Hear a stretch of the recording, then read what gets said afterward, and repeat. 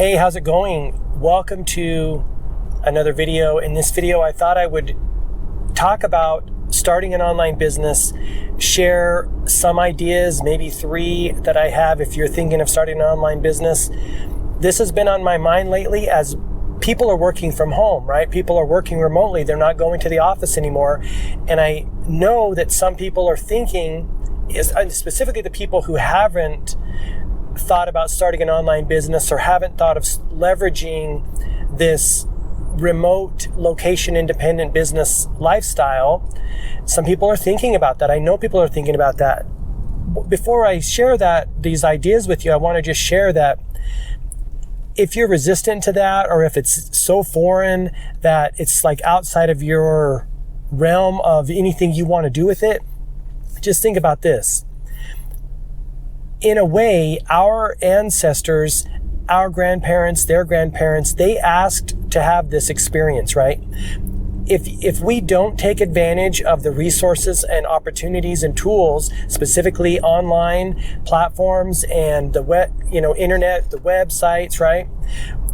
We're really kind of not doing them the greatest. We're not honoring them in the best way. I mean, can you imagine how easy we have it today to connect with one another and market and sell products and services and create products and services?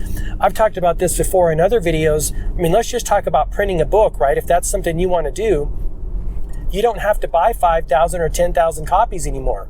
You can buy 1 copy. That's what I do with my Amazon books, is I print them they're all printed on demand, and then they're available if and when people want to buy them. I don't have to buy all those copies. I've done this before where I've had mugs printed up. This was, 7 years ago when I had to buy 200 mugs, right? Print on demand service was not available then. I had to buy all these mugs and they sat around, because then what do you do with them, right? What do you do with this quantity of inventory you've got to sell? That's a whole other thing, right? Selling the stuff that you create. But we are very fortunate right now today, in this day and age. All the stuff from the Focus and Flow store, there's not inventory sitting around. That stuff is all print on demand. And so if you think of it that way, we're very fortunate. And if we're not using these tools that are available to us, I think we're really missing out. Okay, that caveat. Having said that, let me share with you some of my ideas about starting an online business if you're thinking about that, and I hope that you are. Number 1, it does not happen overnight. There's a lot of hype on the internet, and you know what? I'm all for those people hyping that up. They're going to say what they're going to say. It does not happen overnight. It takes serious time to build up the momentum and viewers or subscribers or clients and customers that are buying your products and services and that are hearing your message. It takes time for that traction to happen, and it can take years, right? I'm still not where I want to be to be in that space. I'm still developing, and I've been doing this like legit for over 2.5 years, coming up on maybe even 3 years online, and then continually pushing new content streams, content marketing channels, and new products and services that I think will be valuable to you on your journey, right?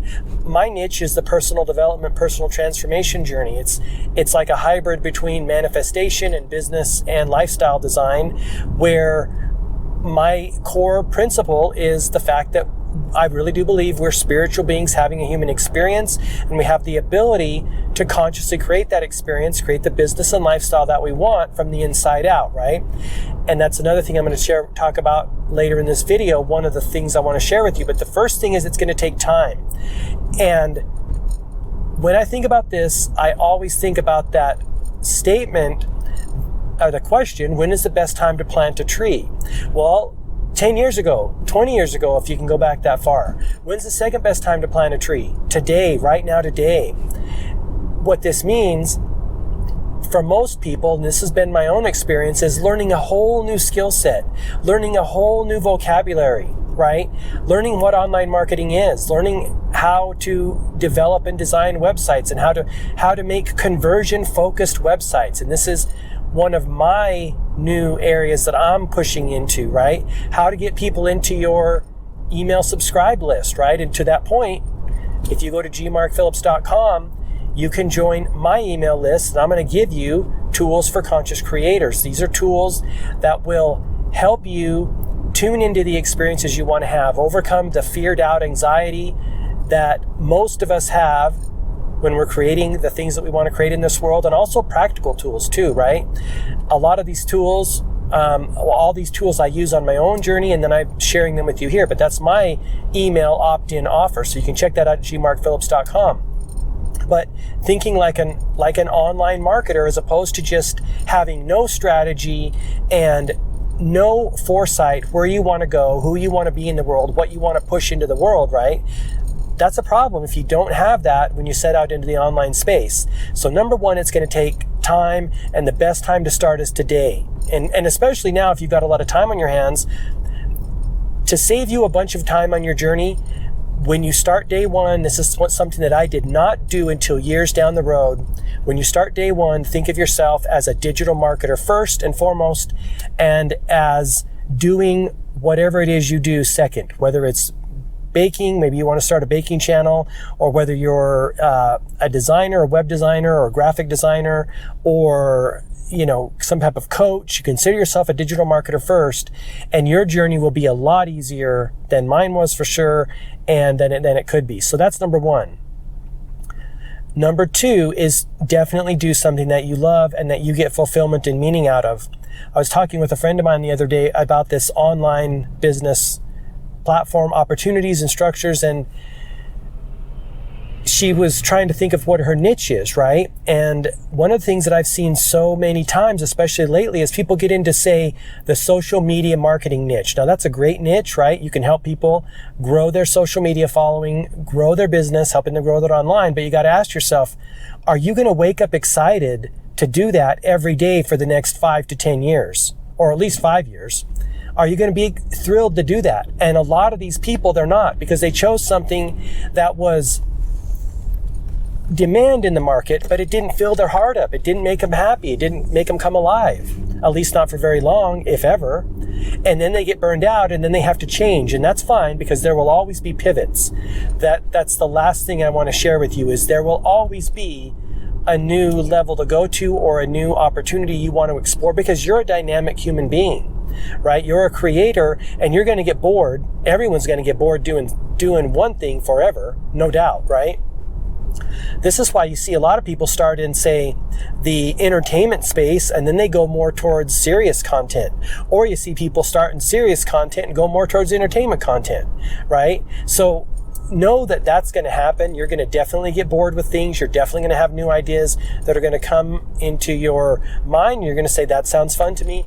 And it may be a little bit of a pivot, but for starters, one of the saving graces that I did when I started my journey back in 2012-ish, 2012 and 13, is I chose something that I love to do and that I've always loved to do, and it wasn't something that was in demand in the marketplace. I mean, whatever market you're going to get in, you're going to have stiff freaking competition, because there's thousands or millions of people doing that thing, everything, right? There's millions of cooking channels. Well, maybe not millions, thousands of cooking channels. There's thousands of personal trainer channels. There's thousands of personal development channels. But when you do something you love and you bring your passion and your unique spin on it, then that becomes your unique differentiator in the market. So those are three things I want to share with you. Realize it's going to take time if you want to start an online business. Do something that you love, and then consider yourself a marketer first and foremost. Thank you so much for watching. If you like this video, please give it a thumbs up and subscribe to my YouTube channel. Also, go check out that free download tools for conscious creators at gmarkphillips.com if that's something you're interested in. Thanks so much. Have an awesome day.